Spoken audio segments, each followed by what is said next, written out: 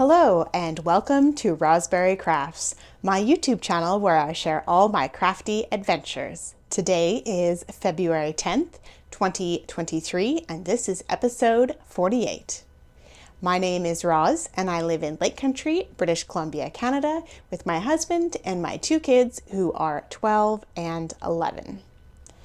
I would like to say welcome back to all you returning subscribers and thank you for giving me a shot to all you new viewers. Today for you, I have what am I wearing, finished objects, works in progress, next on my needles, events, and some chatter. Let's get started, shall we? What am I wearing?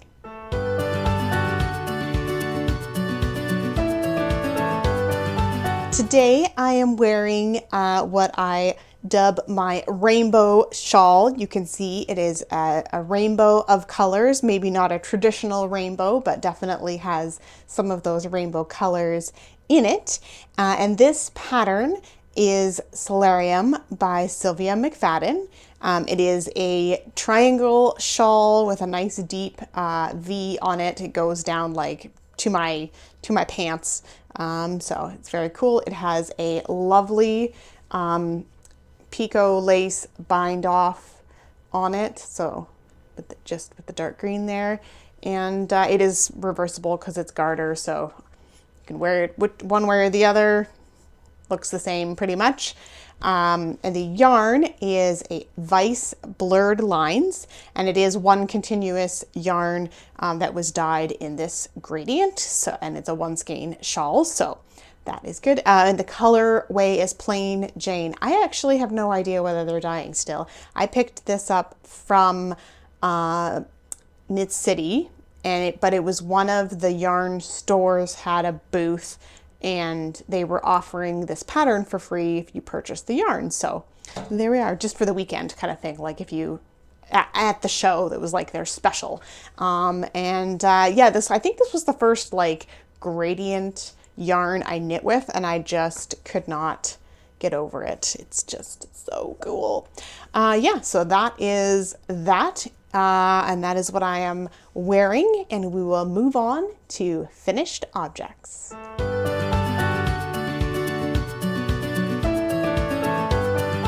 My one and only finished object this week is something that has not been seen on the internet yet. Is that ominous or what? I knit a baby cardigan. This has been something in the back of my mind for a while. A friend of ours, acquaintance of ours, is having a baby in March, and I thought this would be super fun for their little one. So this is the Harvest cardigan. Harvest? I think it's just called Harvest.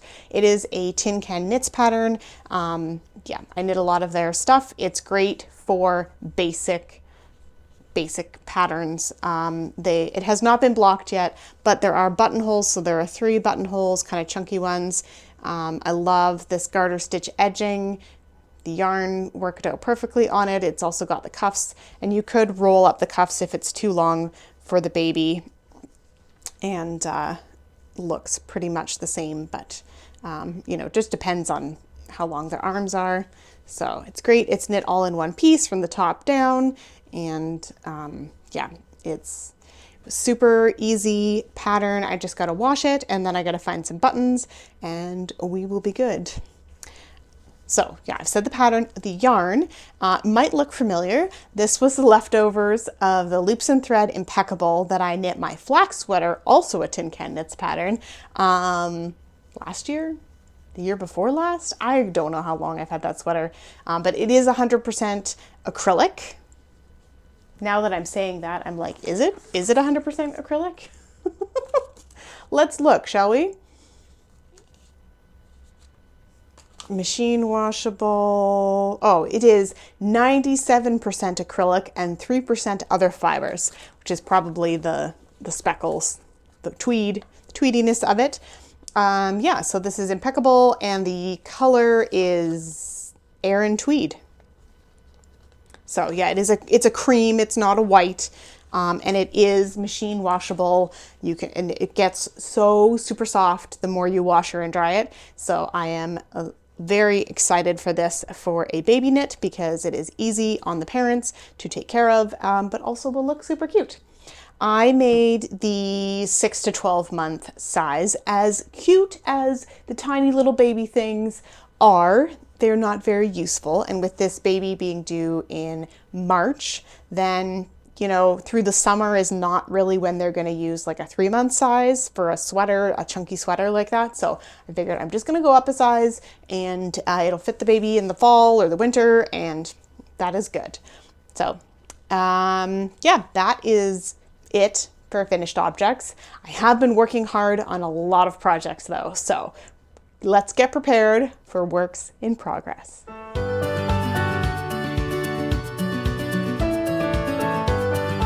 First up, I have my Hinterland sweater. Yes, I am going to be talking about this one for weeks and weeks.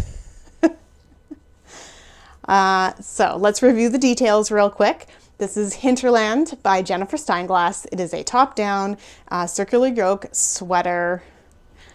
Seriously, I love staring at this and I want the finished sweater. So I finished that. Oh my gosh, yarn everywhere, guys, yarn everywhere. I knit the body and you see there's tweed bits from the other sweater on it. So I just have this much left from that ball that I was knitting on last time. And so that just gave me like a tiny little, not even half an inch there, not even, maybe like half a centimeter from last time. But I then picked up the sleeve. So that blue marker is where the sleeve joins. So I've knit a good 3 centimeters or so on the sleeve. I need to knit about 10 before I start doing any decreases or anything. So the needle, you can see the loop needle that I have is not long enough to do both of them at the same time. So I will be doing these one at a time, and I will be following the pattern to a T so that I get exactly the same on the other side.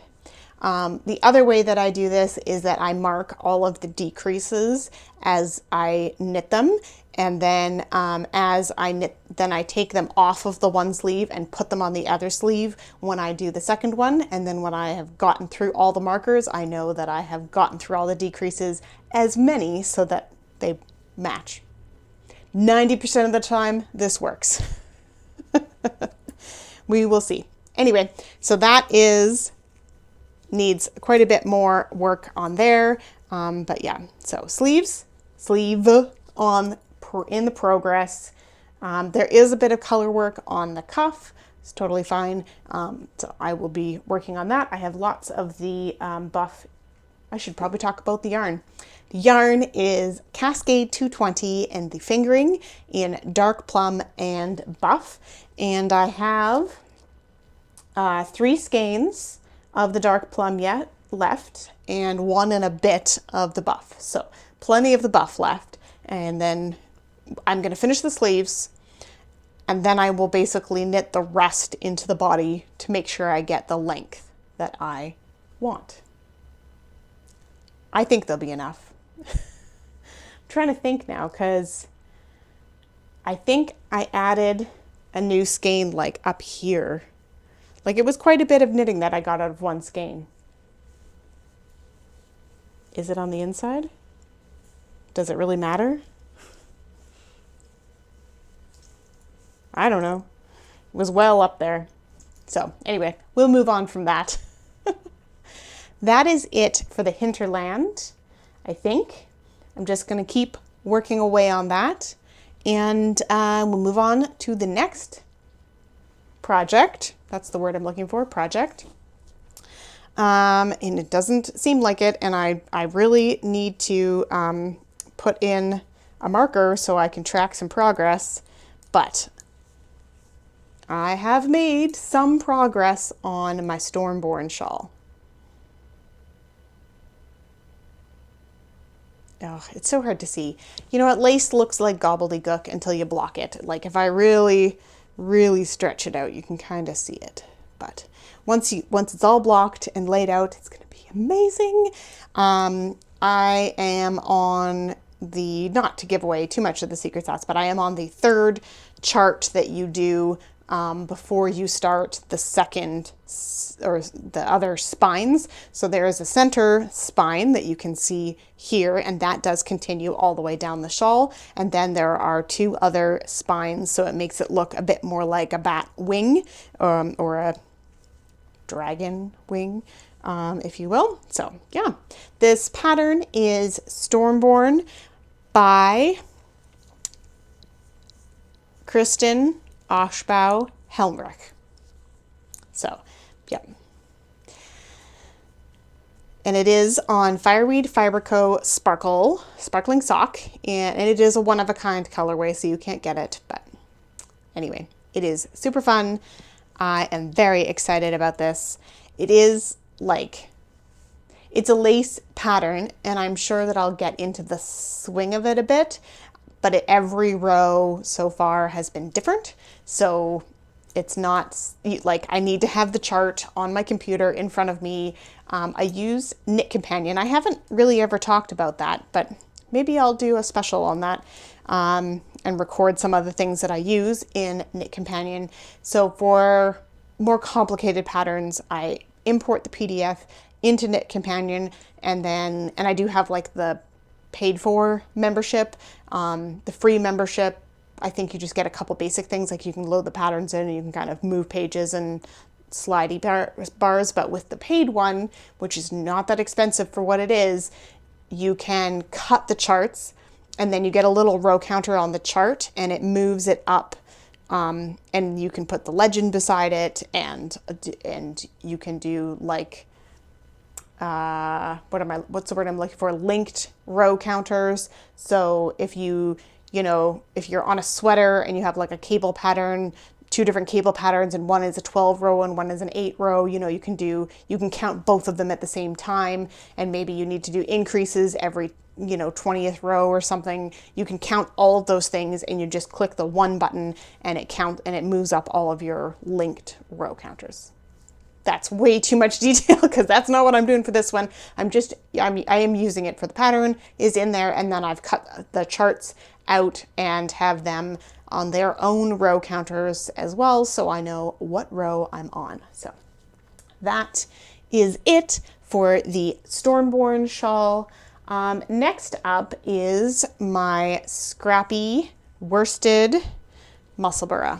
So you saw some of this last week. I had this lovely variegated blue, and now I have this dark blue, kind of, this isn't showing up right. This is like a dark teal there. And then I have a different navy, and right now I am working on this kind of heathered lighter blue.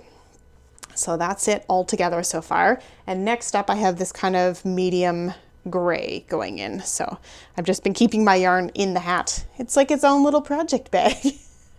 I've been working on this a bit while I'm on the treadmill, and other times when I just need some roundy knitting, but I have no rush to get this done, so you might see this a bit more next week, or you may not. And I have some more grays, because surprisingly I'm kind of out of blues. So I'm gonna do gray on the other side and call it good. And then, it's multicolored hats. This pattern is Musselburgh by Ysolda Teague, and it is a double layer hat pattern, or you can fold up the bottom and you get like 4 layers at the bottom, so you get a nice thick brim, keep your ears nice and toasty in the winter weather. And those are all just leftovers from that I have in a bin. Anything that's left over that's like more than a couple grams, I keep in a bin. And then just last week, was that last week? I don't know. Whenever it was, I sorted out my kind of bulky scraps, my worsted weight DK-ish, I think some of it's Aran scraps, and then my fingering and sport weight scraps, which we will talk about later. Okay. So that is it for the Musselburgh, and I have one more project, which I'm calling a project, but is kind of a fixing project. Whoops. Now oh man, just making a mess of things over here. Get out of there. Okay. Oh dear. Guys, it is after work on a Friday afternoon. It's been a long day. So sometimes I feel like I should get up early and record this before I go to work on a Friday, and then I can just edit it after work and put it up. But then when I try to get up at 6 o'clock in the morning, I just don't want to. And so you guys get me after work on a Friday. Lighting is not as great because it's getting dark outside. It is lighter than it used to be though. And today in particular, I don't know, I'm just exhausted. Anyway, moving on to my last work in progress. This is a hat that I made a long time ago. And it's a beautiful colorwork hat. Oh, that is showing up so nicely. And that's just extra yarn. It's called Flora. And it is by Margot Hufnagel. I will link to it along with everything else that I talk about down below. This hat was one of my first colorwork projects. Not my first, but one of my first. It is super cute and the yarn is just delicious. The yarn is a Sidar country style DK in dark brown and a light brown. I don't know. So this hat is designed with a little tiny bit of garter stitch on the bottom, and then you knit a few rounds and then you start right into the color work. And I didn't know very much about hat knitting at that point, and I should have made the hat taller after the color work before I started the decreases, because it just touched the top of my ears. And it was a bit snug, but that was fine. I found myself just pulling it down all the time because it was just that awkward stage where your ears are kind of tucked in, but not really tucked in. And then it was kind of like loose on your head. And I just felt like it was going to fall off all the time. So I've kept it. I don't really wear it. It was in my bin and Taylor saw it and she really liked it. She put it on and had the same issue. Now her head is a lot smaller, so the width around, it's not kind of suctioning in and trying to pop off your head. But she said, you know, like, oh, I really like that hat, but I wish it was a bit longer. And I never really understood the reasoning for the garter stitch, and it was only like 4 rows of garter stitch too. It wasn't even a lot of garter stitch. So I guess you could have added length there too. Anyway, so what I did, so I actually picked up stitches and I'm doing a 1x1 rib. So I picked up just the plain stockinette stitches because that's easier. Just right where the garter ridge ended. And then I snipped the yarn and you can see there's the end there that's all kinked and funny. And then I've just been knitting 1x1 rib. And then I have quite a bit of yarn left, and this is actually yarn that I've been like, what should I do with this? It's a light DK. It's not a sport weight, but it's not a typical DK weight. So, you know, and the other light brown, I don't know what happened to it. I must have knit something else out of it. I don't know actually. Now that I'm looking at it. But the dark brown, I have that much of. So I was like, you know what? I'm going to knit a couple inches of 1x1 ribbing on the bottom of it. She's going to enjoy it so much more. It will get worn, and because it's a beautiful hat.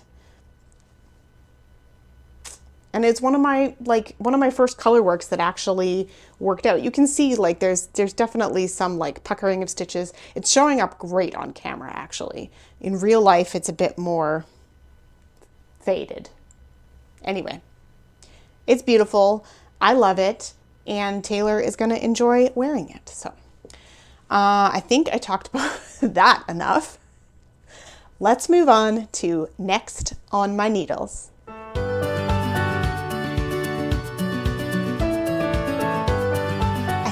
couple projects, one of which is from my queue and one of which I just put in my queue because I realized that the pattern was out. So let us talk about the one that was in my queue and has been in my queue for a long time, because that's one of my goals for this year, is to knit some things that I have been dream knitting about or thinking about. So I have a pattern called Horntail Beanie by Jenny Noto, and it's a bulky weight hat, toque, and I'm gonna knit it out of this here. This is Line Brand Thick and Quick Respun. I knit teacher hats in December. If you recall, a few episodes ago, or November, I started them in November. But I just knit a more plain kind of standard hat. This time I'm going to be knitting some fancy slip stitches, I think is the pattern. It doesn't look like a cable. It definitely looks like a slip stitch or a looped stitch or something. I don't know. I haven't really looked at it yet, but that is definitely upcoming on my needles, and I'm very excited about that. And the other pattern, so I heard about this on the Unraveling podcast, so that is always fun to hear about new patterns, goodness me, the words, that speak to your particular kind of extra hobby. So it is a dice bag, and the pattern is called Bag of Sorting. So this is not just your average dice bag where you get like a little baggie and you can put your dice in there. This is a bag, and I will put in a picture. This is a bag that has dividers built into it, so you can divide up all your dice into different sets, and a drawstring at the top, so you can take all of this with you when you want to game, such as Dungeons and Dragons, which is a game that I play. That was a lot of explanation. So the pattern is Bag of Sorting by Danielle Thuin, and I am going to be using my fingering weight scraps. I haven't decided if I'm gonna just pick one randomly or do the dividers in different colors, or I haven't fully decided that yet. But I definitely, I have quite a bit. I keep looking at it because it's just so pretty. I have leftovers from socks that I want to use. So it's just going to be, a mishmash. It's going to be scrappy and colorful, and it's going to be amazing. Definitely going to use brighter colors for the inside. That was definitely some of the comments people had. If you used dark yarn on the inside, it was hard to see into the kind of dividers. But I am very excited about this. But I have a lot of projects on the go. So I'm going to work through some projects now that I've had my, one finish of the Harvest Baby Cardi. I really want to get some progress made on my hinterland. And and then, the Stormborn shawl, it's going to take me some time to get through that because that's definitely more of a focus project. So I'm kind of trying to cut myself down to kind of 3 projects at a time. So the hinterland, because I really want to focus on it, one kind of basic, just in the round knitting project, and then the Stormborn shawl, or some sort of more complicated project where I can sit down and have my tea and just kind of focus on it. So that is my current plan. We'll see what happens next week, right? Let's move on to events.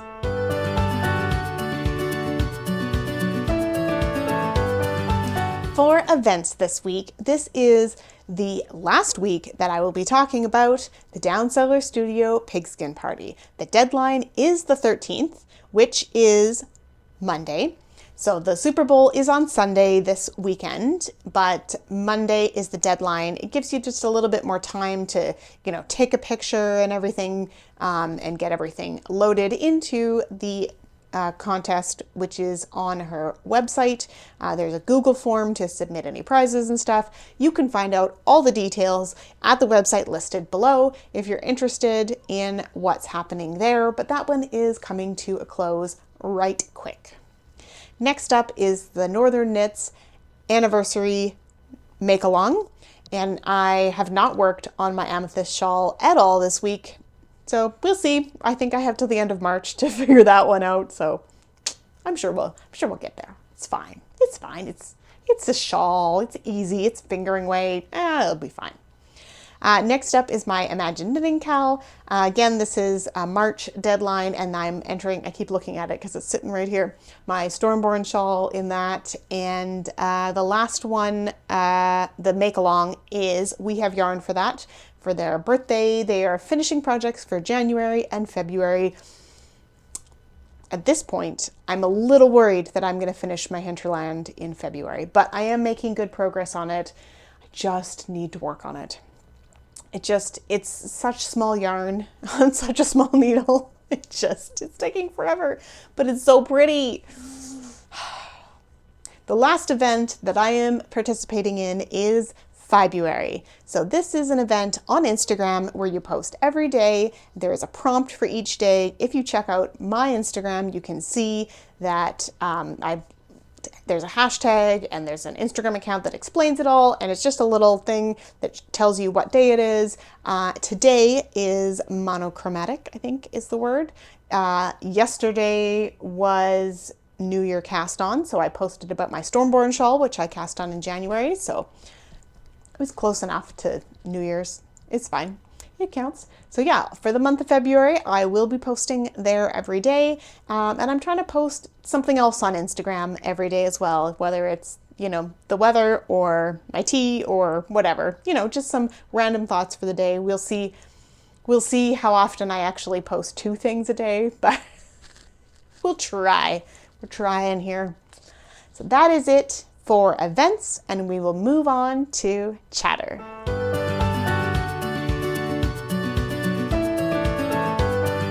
First up for chatter, we will talk about books. I've only finished 1 book this week. This was a new to me author. It's The Way of Shadows by Brent Weeks. And it was a very good book. It's high fantasy. There's magic and there's kind of different kind of, well, there was different races, different lands.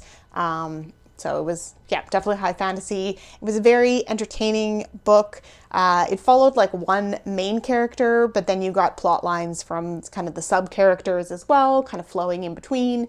And it was very enjoyable. I listened to this on my Libby app, and it was definitely very enjoyable.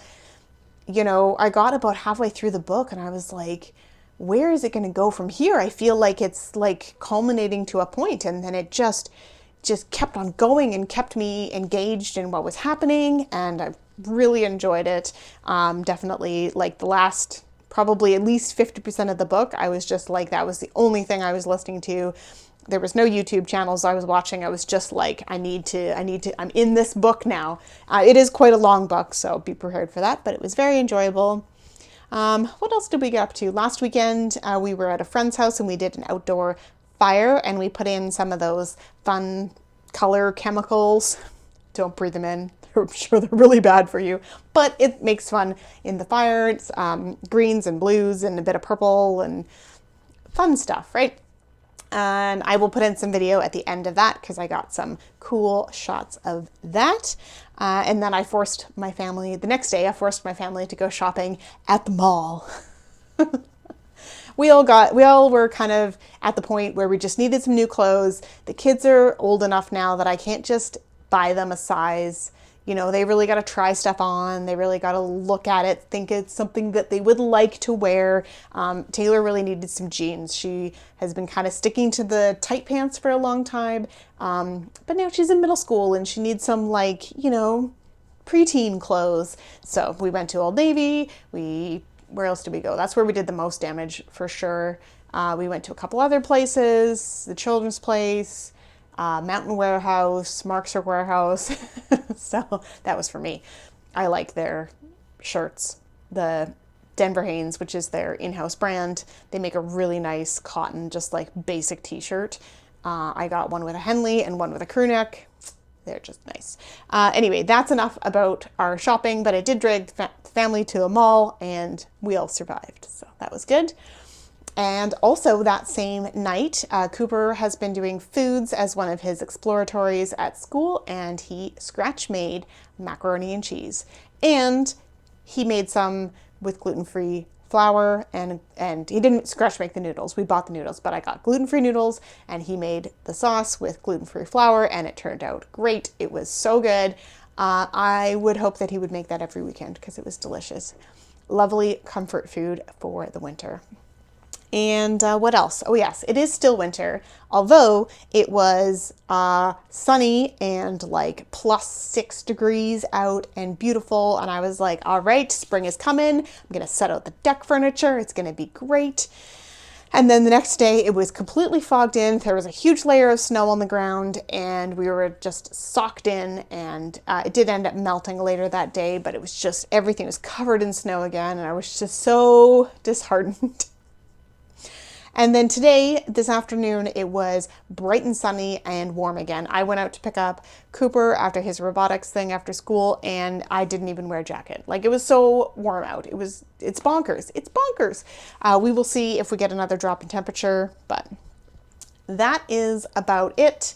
You know, it's kind of weird. I miss that like deep cold winter. Not that I enjoy being cold, but just having that like, you really feel like winter when it's like -10 and everything's covered in snow, and you can just hunker down and be cozy in your house and know that you're all warm and toasty. And then when it's kind of like around 0 for so long, it feels like spring, but we still have like at least another month before spring actually shows up. But what are you gonna do? I think that's probably enough about the weather. I am going to wrap it up for today and go sit in my chair and knit for a bit myself. We're having a late dinner tonight because Taylor has volleyball practice, and we're having burritos where the filling is already made. So that makes it way, way easier. So that is it for that is plenty of chatter for you guys. I don't know, maybe you like the chatter. Do you guys like to know what I eat for dinner? Do you like to know about the weather? That is it for me for this week. We will see you guys again next week. If you enjoyed this video, please like and subscribe. Feel free to comment if you have any questions or you want to know anything else about, me. I am coming up on episode 50. I'm planning on doing something special. I haven't decided what yet. But yeah, that will be a bit more of an episode. I'm trying to convince Mike to come on and answer some knitting questions because I think that would be hilarious for my 50th episode. But suggestions down below. Make sure to like and subscribe, and we will see you guys next week. Bye.